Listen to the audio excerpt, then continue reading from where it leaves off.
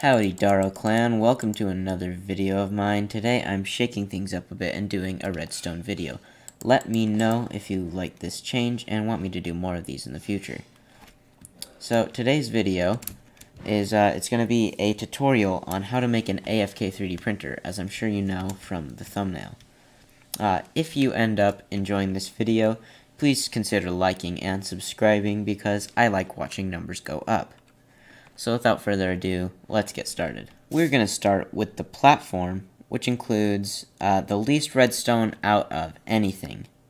Very first, we want one piston facing any direction, and, well, any horizontal direction, and this one will be feeding our line. So, using the blocks we place. So to the right of that piston, place a line of 9 more, 1, 2, 3, 4, 5, 6, 7, 8, 9, and make sure that when you're looking at it from this angle, the first piston is to the right. Alright, so now, in front of these new pistons, we're going to want to dig a 9 by 6 hole, that's 4, 5, 6, all the way down 3 blocks, so by 3. On a super flat world that's regular and unmodified, that will be down to bedrock. So I'll cut to when I'm finished. You can take your time, you can use /fill if you want, and we're done. So now that you have this hole, we need to fill the bottom with redstone dust. And when I said that this contained the least redstone, I mean the least complicated redstone. This will be very simple. It's basically a brute force solution. Well, the problem is that it's really difficult to power pistons from the bottom, and this solution is pretty simple. All you have to do is have this layer of redstone and this layer of observers, and then we're going to put pistons on top of these. So have pistons facing these redstone dust.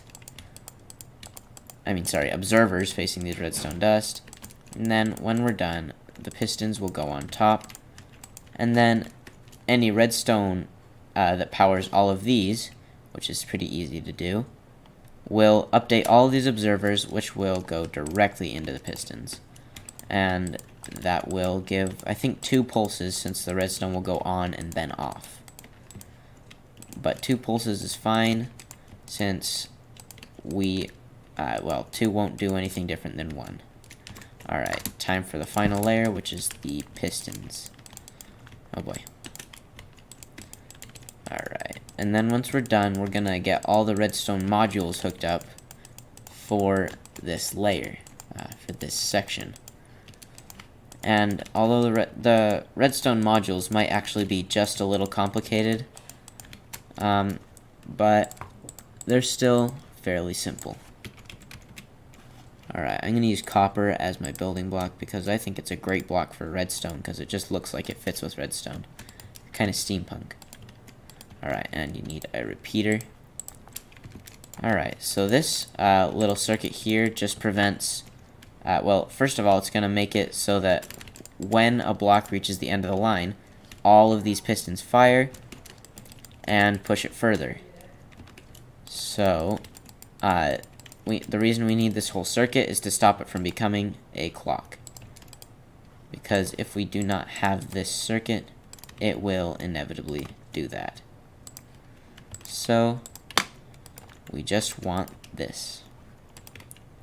It can be easily turned off if you want to just print one line for some reason, and nothing will happen.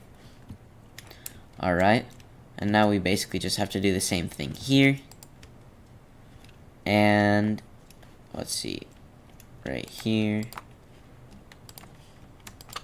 and there you go. So now we just have to get this redstone down here, which is quite easy. Make sure you have a repeater right here, or else the signal will not reach the pistons over here, which is bad. Oh wait, let's see, do that for a second. Do that. Wait. You know what? Just here. There we go. And that is our platform completed. So now, the next section is going to be the item sorry. the item silo, and the dispenser. So this dispenser goes right here behind everything with a hopper on top. So now we're going to want a chest. We're going to place a double chest on top of these. So now is a good time to decide how many layers you want. You can go up to, I believe, 13, which is the piston push limit, but I think it could be 14 as well. Not exactly certain. You can go up to 13, but 6 should be plenty for what I'm doing. Your designs might be taller. You might want to print several tall things on here. That's perfectly fine.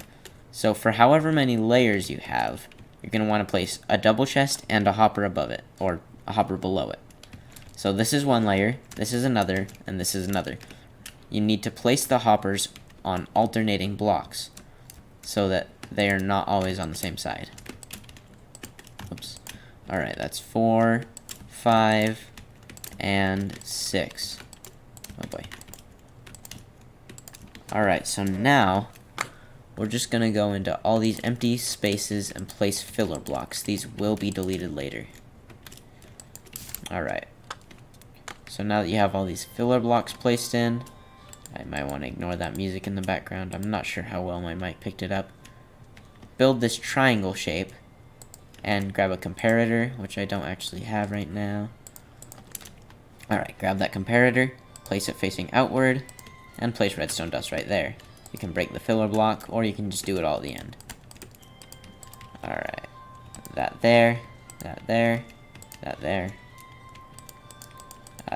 It's actually really quite simple redstone. All it really does is make sure that the chests are used in the right order. Because otherwise you would be taking items from the top chest and they would go down first and be placed, and it would mess everything up. So we do this to make sure that the next chest doesn't start feeding items in until the chest before it is empty. Which is really simple because we see, are there any items in here? If there are, there will be a signal, and that signal will lock the hopper above it. If there aren't any items, then that hopper will not be locked. And we don't need to do another module because there's not a hopper above this chest. And that's the silo completed. One last thing we need to do is make it so that this piston fires, which should be pretty easy, and we also need to make it so that this this dispenser gets activated every single time we need it to. And if we put a target block right here and turn that to subtraction mode, there you go. So now every time there's an item, it dispenses almost immediately. We also want that to make it so that our piston fires every time as well. So right here, and we'll need a target block real quick. Oh wait, we don't need a target block. Just put that there, and that should be good. Let's see, we might want a bit more of a delay though, just so that we have time to place it. There you go. If you were standing here, you would have picked up the item, placed it, and then it would have been pushed forward. Alright.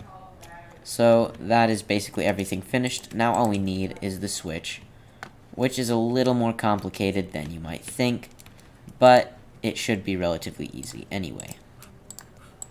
So I think I might have over-engineered this part just a little bit, but I'm messing with quasi here, so I don't want to mess around with it any more than I need to. What we need to do for the switch is to lock this hopper without powering the dispenser. We do not want to power the dispenser.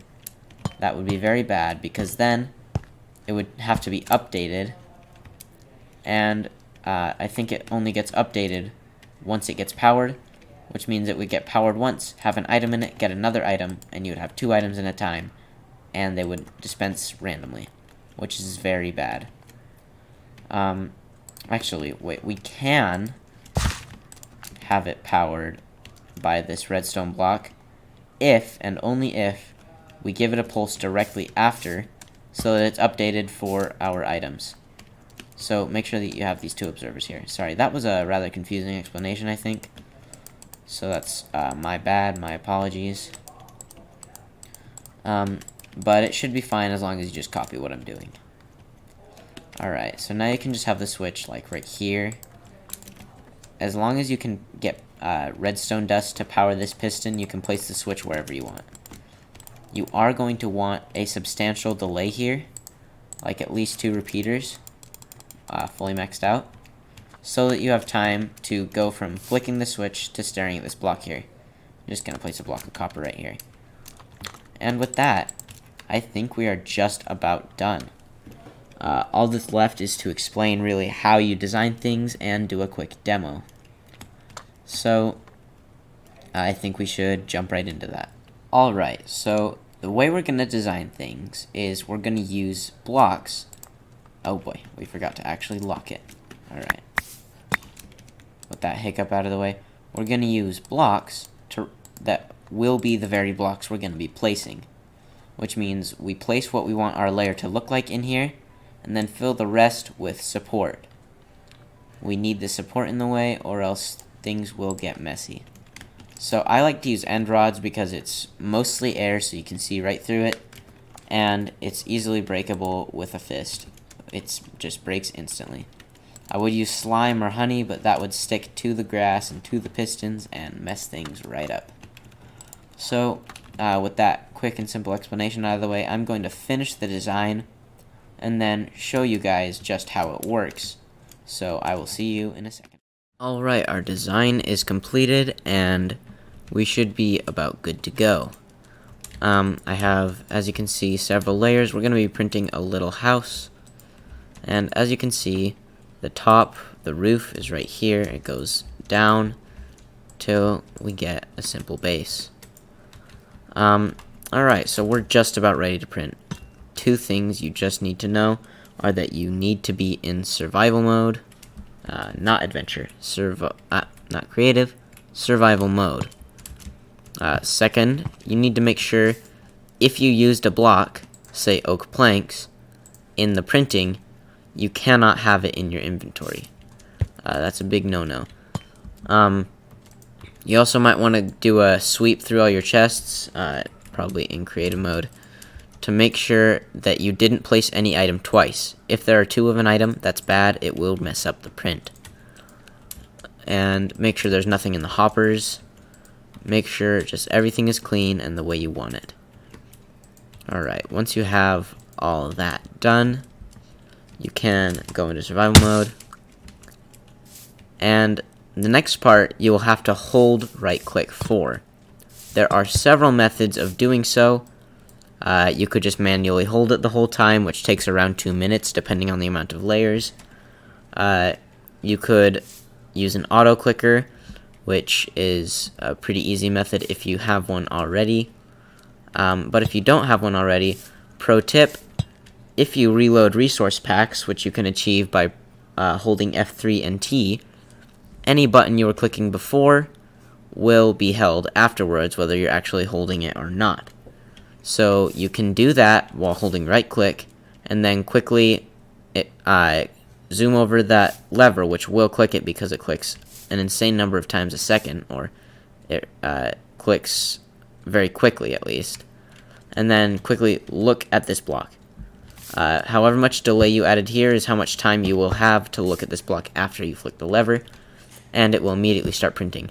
You need to make sure you do not look away from this block even a little bit, or else it will ruin the print. So I am going to probably just right-click manually just to make sure nothing gets messed up, but know that you can use any of those methods.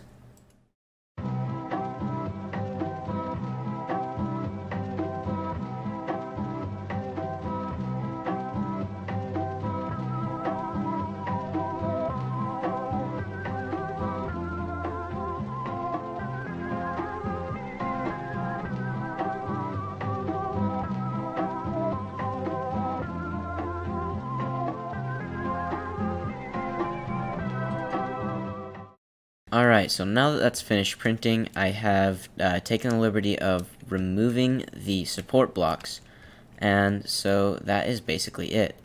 The printer is done. That is the end of the video. Thank you for making it this far. Look for me on Twitch because I will start streaming pretty regularly there. And with that, I will see you later.